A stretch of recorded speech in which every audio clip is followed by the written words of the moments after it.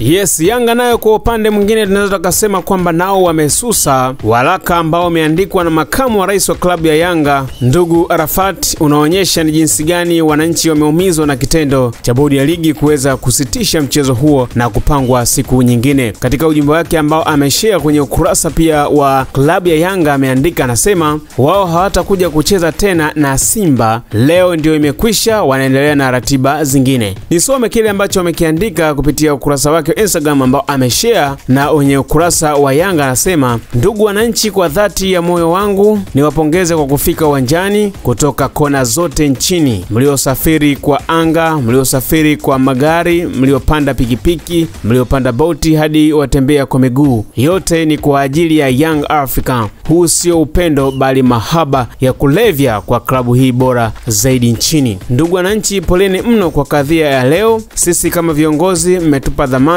ya kusimamia hii chapa. Kwa niaba yenu tumepigana, tumehakikisha mawazo yenu, matakwa yenu na sauti yenu inasikika kwa sauti ya juu sana. Kwa heshima wa mpira wa miguu, kwa heshima wa uthubutu wenu, tuliandaa na kuleta timu uwanjani tayari kwa kushindana, ila yametokea yaliyotokea. Ndugu wananchi, poleni kwa kupoteza muda wenu, kwa kupoteza fedha zenu kwa ajili ya mechi hii kubwa na ya kihistoria. Ninyi ni sisi na maumivu haya ni yetu sote. Kwa ambavyo tumeimba pamoja, tumelia pamoja, basi hata sasa mpaka milele tuko pamoja. Hilo likae vyema kwenye kumbukumbu yenu. Sisi ni Yanga. Wachezaji na benchi la ufundi, asanteni kwa heshima mliowapa wapenzi wa soka nchini bila kujali timu zao. Mmehakikisha mpira wa miguu umeshinda. Kuna wakati sio suala la mshahara wala posho bali heshima kwa nembo ya kijani na njano. Asanteni vijana kwa kufika na angalau mashabiki wameona na wamewalaki. Wananchi, mechi yetu dhidi ya mtani wetu Simba imekwisha leo hii